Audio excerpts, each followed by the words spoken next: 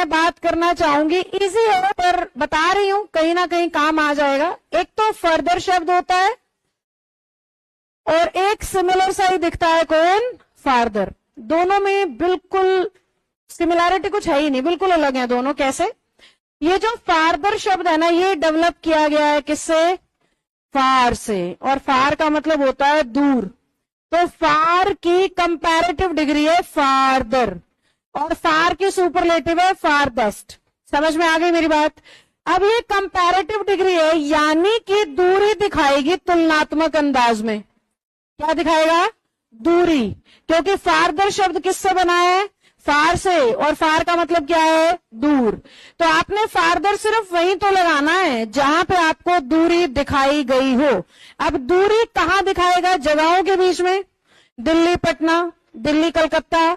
यानी अगर जगहों के नाम दिखाई दे रहे हैं तो आप एक शॉर्टकट बना सकते हो कि आंसर क्या होगा? फार्दर।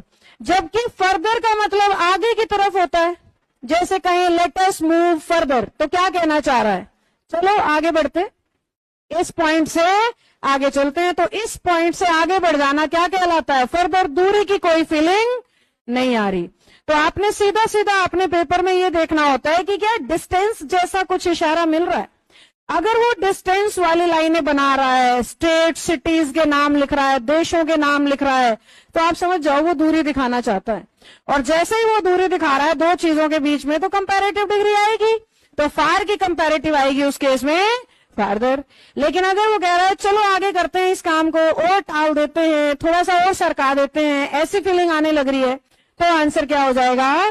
फर्दर। जैसे लेट अस मूव फर्दर में वो कह रहा है थोड़ा और आगे सरक जाओ। Delhi is dash from Patna में वो कह रहा है दिल्ली पटना से बहुत दूर है भाई, तो वहां पे क्या लगा दो?